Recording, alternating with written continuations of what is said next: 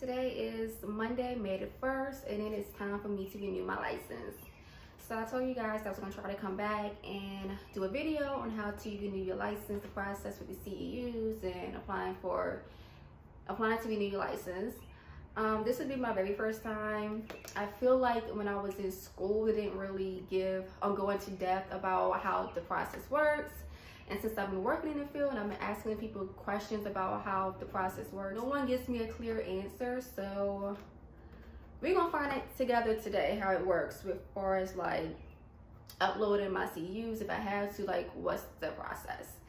So back in April, I received a postcard from the Board of Occupational Therapy, and it gives you instructions like online renewals will begin on May the 1st.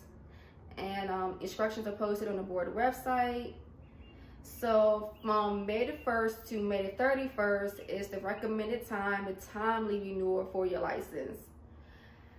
June the 1st to June the 30th is the grace period. So my license expires on the end of June.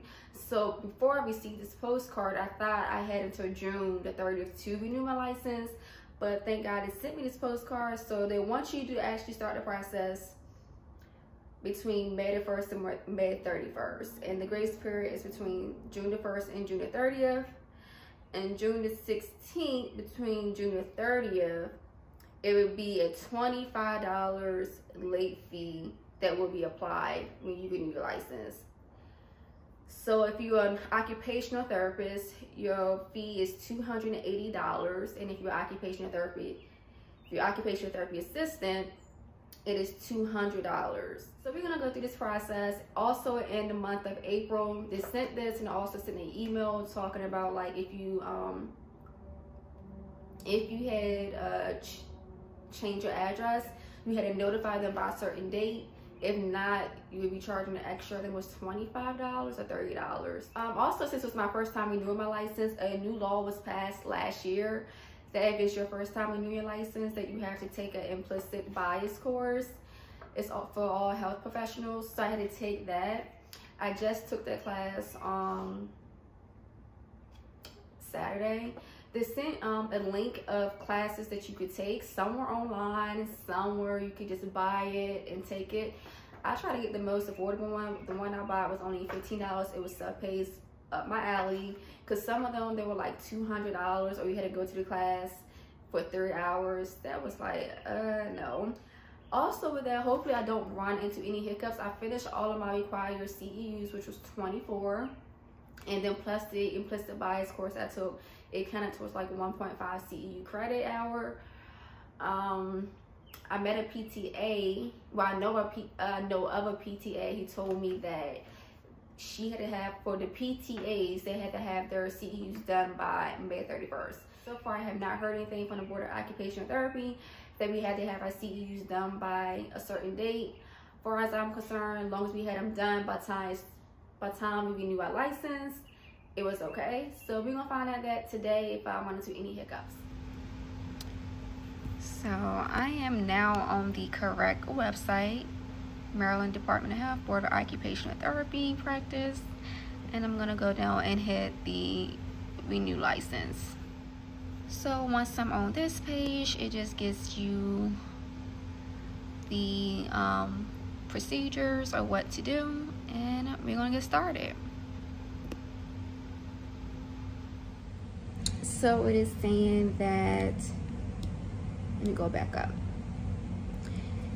So before you begin your application process, it says you would need a printer to print a copy of your completed application and receipt. Visa and MasterCards are accepted. Debit and gift cards are not accepted. If you want to pay by cash, if you want to pay by check or money order, you must complete a hard copy, and it must be submitted to the board on or before June the 30th.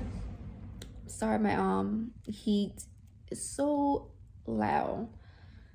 Okay, so that's basically the gist of everything. So the only thing I'm concerned about is the printer, because I do not have a printer. I need to purchase one, but I'm hoping that I will be able to get a copy like via email and I can print it out. I'm sure that They are saying you should have a printer for benefits in case something come back, like, oh, you didn't pay or you didn't complete the application, that we have proof on our side that we did the application. But I'm gonna go ahead and get started and see what happens. So once your application is submitted, they want you to go here just to verify that your information is up to date. It should change automatically. So you put in your name and your license number, and you want to check to see if it's a new expiration date has changed. So I'm about to do that and see if everything went well. The application was super easy and quick, and I'll be right back. So I had completed the application and made my payment. It was super easy.